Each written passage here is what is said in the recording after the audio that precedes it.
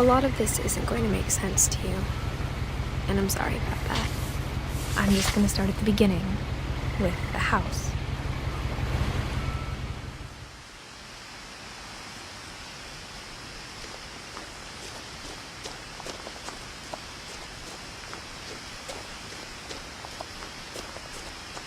I lived here until I was 11, but I wasn't allowed inside half the rooms.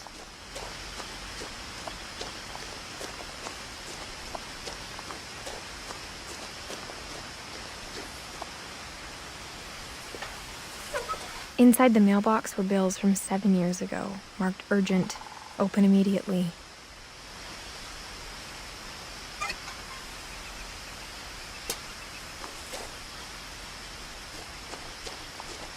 I hadn't been back since my brother Lewis's funeral.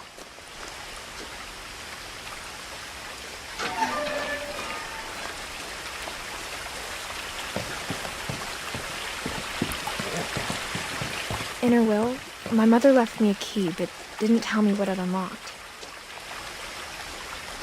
Maybe she thought I'd know, or she thought that the mystery would be enough to bring me back.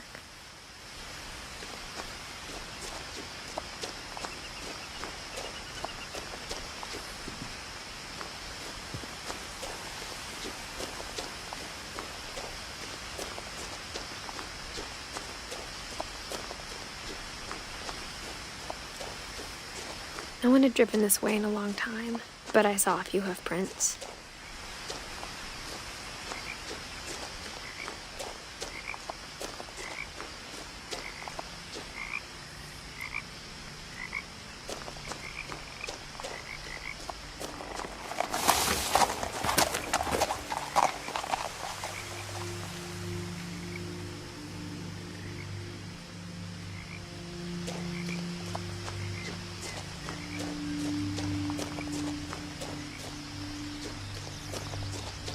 The truth is, even after I inherited the house, I never thought I'd come back to it. But now I had questions about my family that only the house knew the answers to.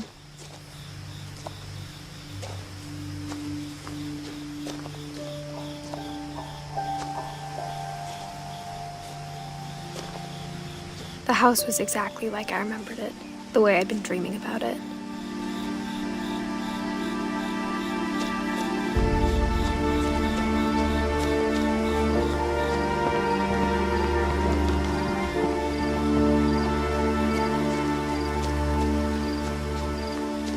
As a child, the house made me uncomfortable in a way I couldn't put into words.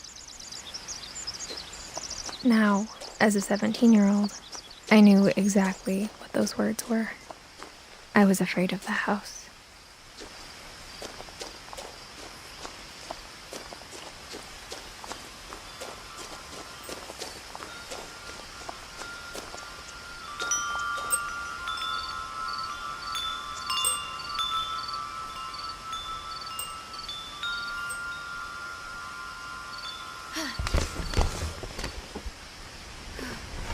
Crawling through the doggy door used to be a lot easier when I was 11.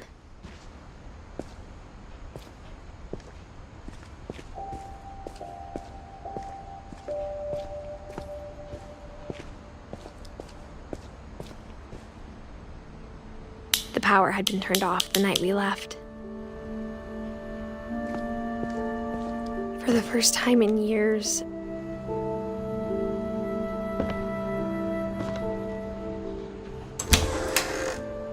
I felt like I was home.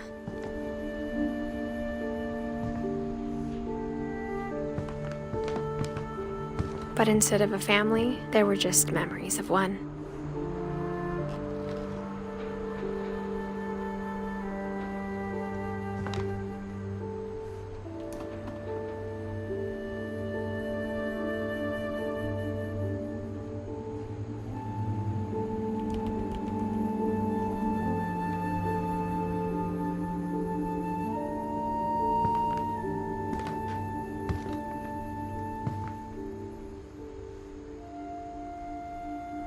Like how only one restaurant would deliver to our house, so we had Chinese a lot.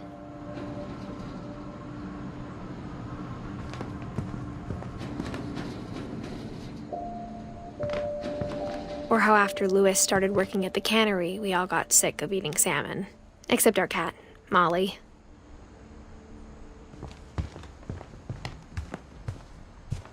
The table was still a wreck from the night we left.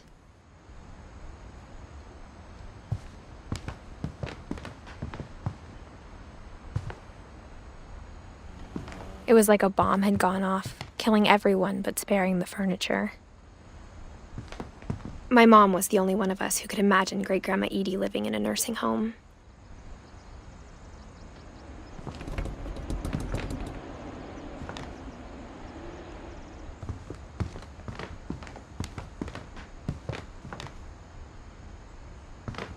Nothing in the house looked abnormal. There was just too much of it, like a smile with too many teeth.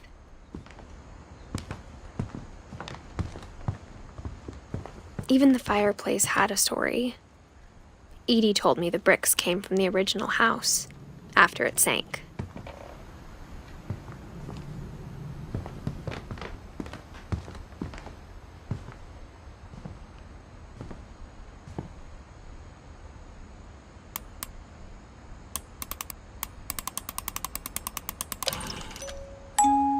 Great-Grandpa Sven built a music box for Barbara, along with the rest of the house. Mom always told me to stay out of the basement, so I wasn't too surprised when the key didn't fit.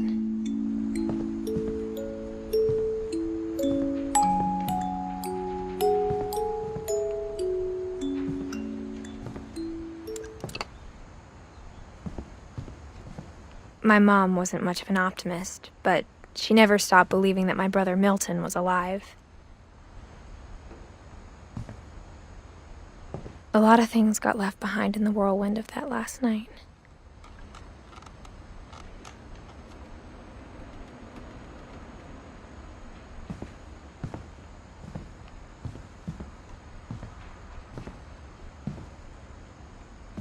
After Milton disappeared, Mom sealed up all the bedrooms.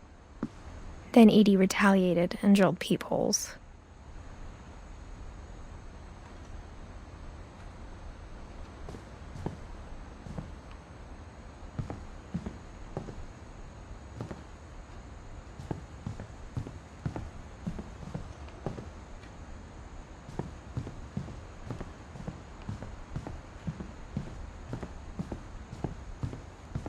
Whenever people ask me about my family, the first thing they always want to know about is Barbara.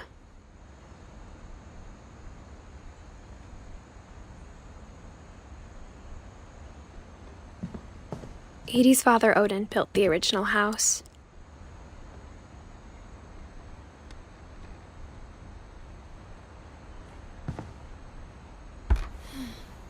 Barbara was a child star for 2 years, until America grew out of it.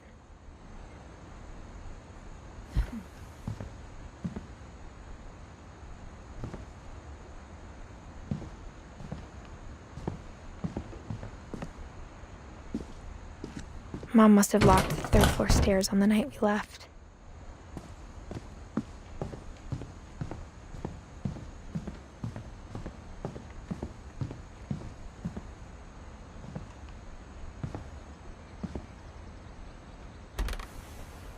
As a kid, I just assumed every house had peepholes and sealed rooms you weren't allowed inside of.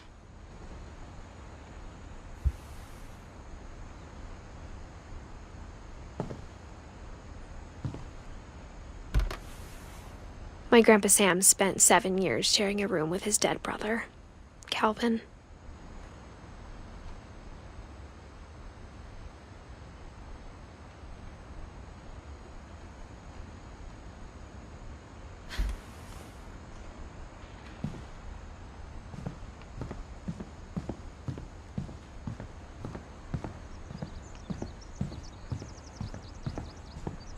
I spent a lot of time playing in Great Uncle Walter's room. I think my mom sometimes regretted not sealing it up.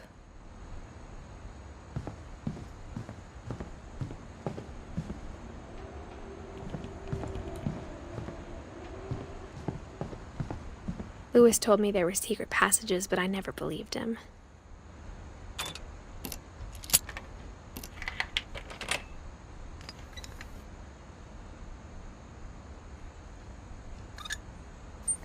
Turns out, my mom was really good at keeping secrets.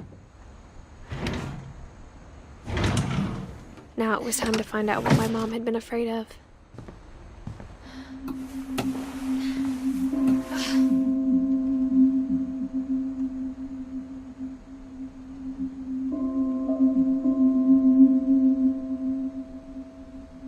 From the paintings on the wall, it was clear my brother Milton had been here before me. Reading this, maybe it sounds like I had a plan. But I had no idea what was behind that door.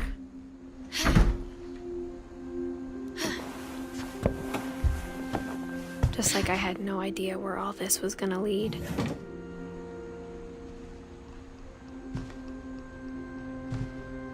I grew up looking at Molly's room through the peephole.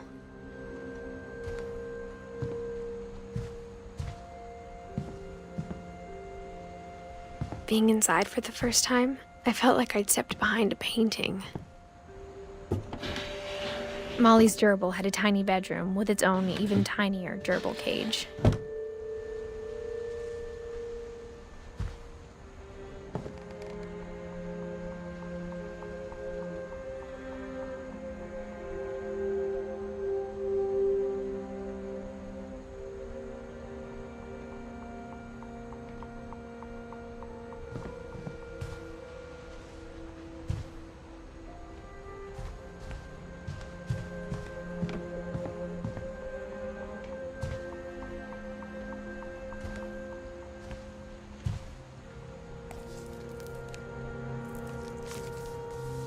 December 13th, 1947.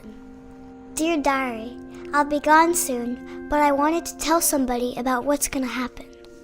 It started when Mom sent me to bed without dinner. I woke up and I was starving, so I looked around for something to eat. The gerbil food was dry, but I didn't mind it.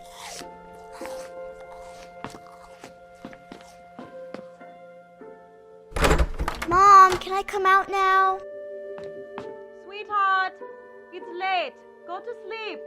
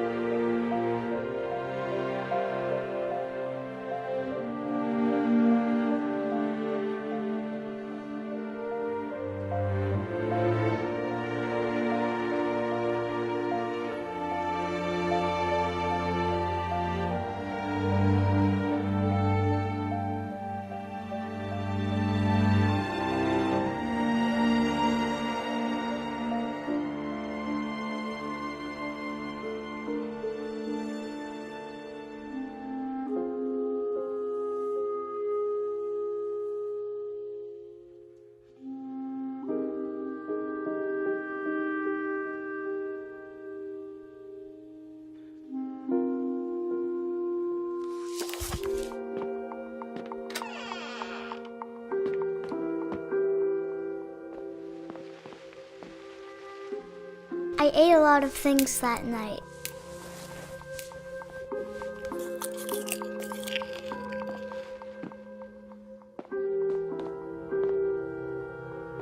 I kept eating and eating.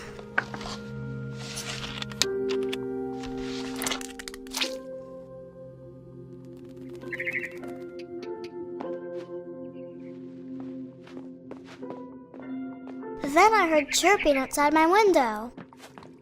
It was a barn swallow going back to her nest. I reached out for her.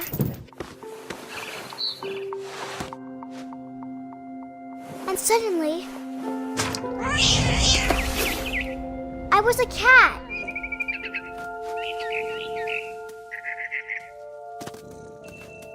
I tried to be quiet, but the bird was really scared.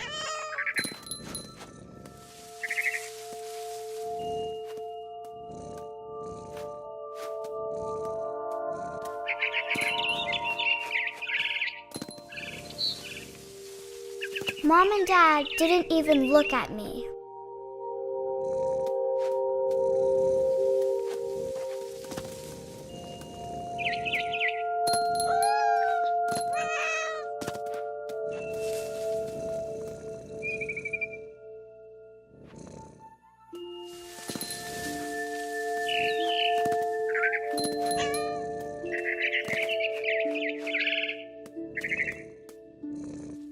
I jumped and I almost got her.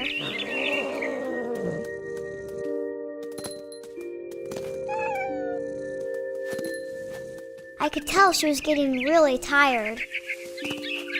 Now I was up in the big tree. I promised Dad I wouldn't climb it anymore.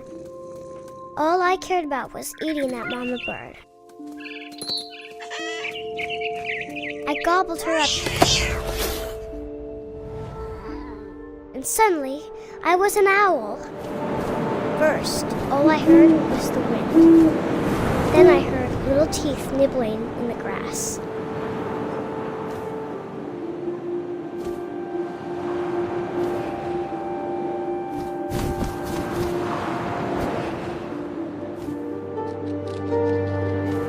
Rabbits.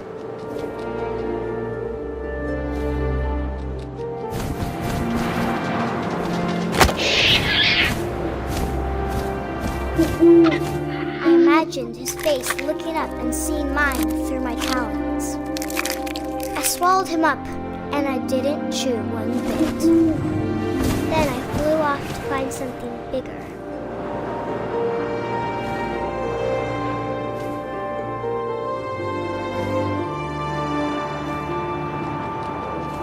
A mama rabbit.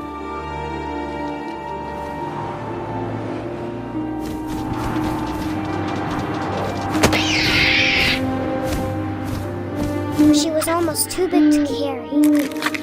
I started choking, but I couldn't stop eating.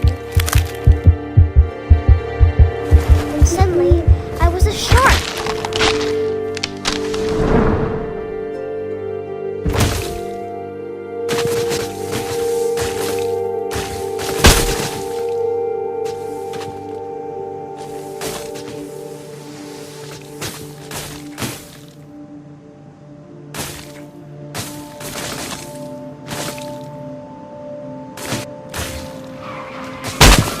I rolled off a cliff and into the ocean.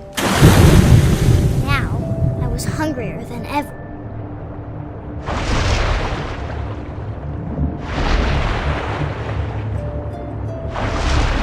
I wanted fat, juicy seals.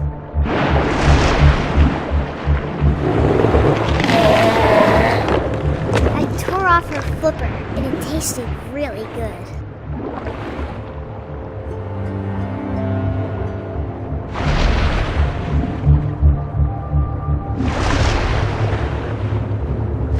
Grabbed on tight.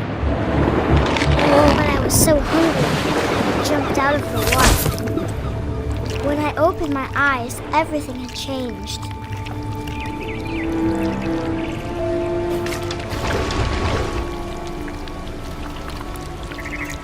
Now I was a monster, and I smelled people everywhere.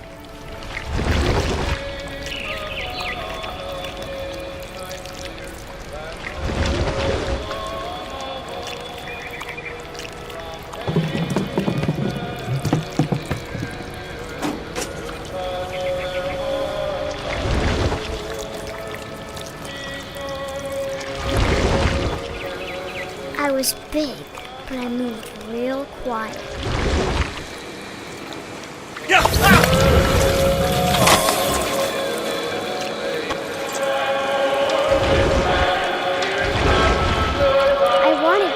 job, but also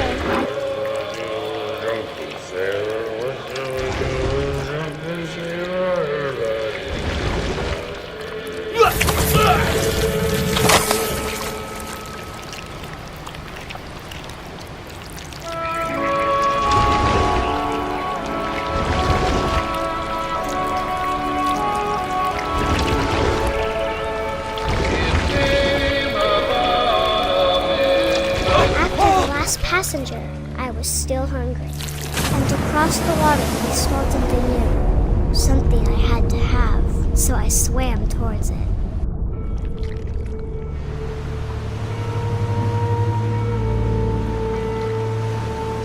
I slithered onto the sand, and the good smell went into an old pipe.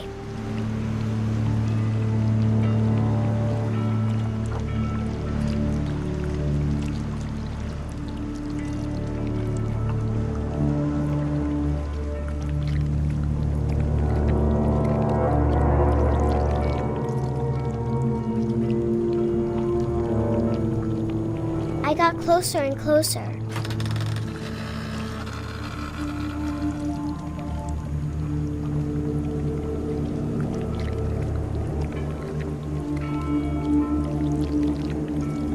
All of my stomach started growling. And suddenly, I was me again. I held my breath for a long time, but I couldn't hear anything. I think it's waiting for me to fall asleep. But it's not going to wait much longer. It needs to feed, and we both know I will be delicious.